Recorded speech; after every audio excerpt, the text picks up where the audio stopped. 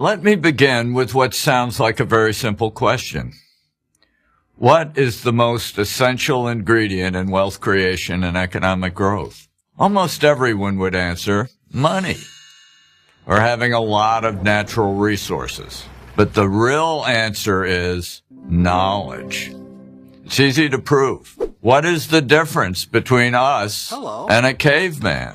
The only difference is that we know a lot more. Biologically, we're the same. The neurons in our brains are the same. The physical world is the same. But our lives are infinitely better.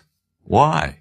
Because of knowledge. You don't have to go back to the caveman to prove this point. You could go back 50 years. New knowledge, say the discovery of penicillin or new algorithms that lead to better search engines, always comes as a surprise. We call these surprises innovation because they are inherently unpredictable. New products burst on the scene seemingly out of nowhere.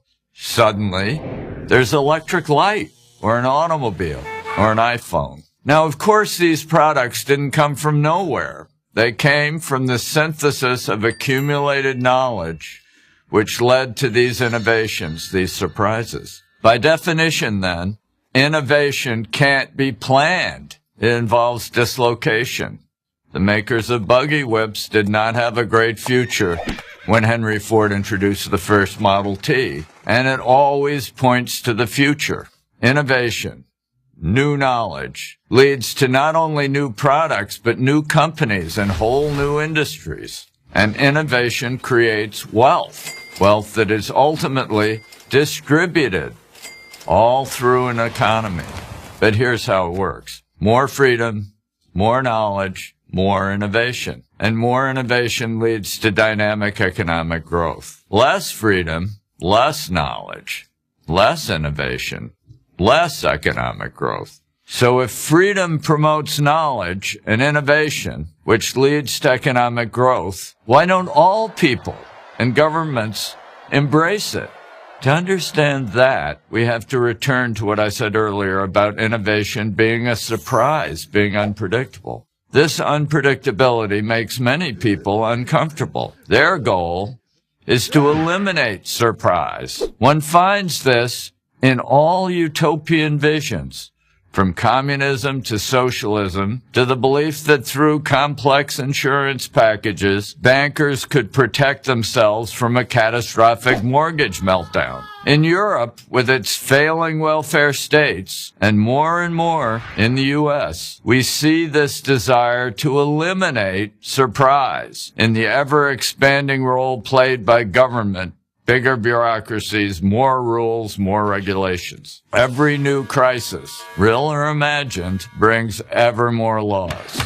A corrupt energy conglomerate, Enron, implodes in 2001. A year later, the Sarbanes-Oxley Act is passed, adding thousands of new pages of regulations to the Federal Registry. In 2011, the 2,300-page Dodd-Frank Act is written in response to the 2008 financial crisis. It has since grown to more than 8,000 pages. Most of these new regulations simply impede freedom and therefore impede the growth and distribution of knowledge. They divert the entrepreneur's energy and resources away from innovation and toward compliance. They create uncertainty about the future, and they raise the barriers of entry for new entrepreneurs. Ironically, the ones who most benefit from all these regulations are big corporations and their teams of lawyers, lobbyists, and accountants. They're the only ones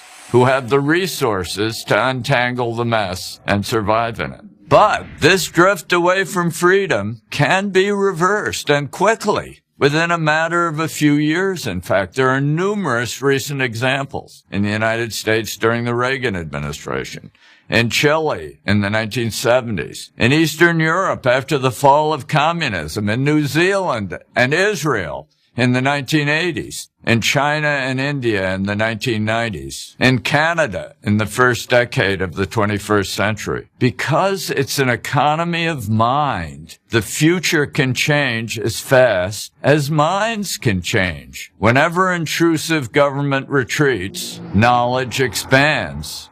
and new prosperity follows. The opportunity for dynamic growth exists not only in the United States, but all over the world, if we're only courageous enough and free enough to seize it.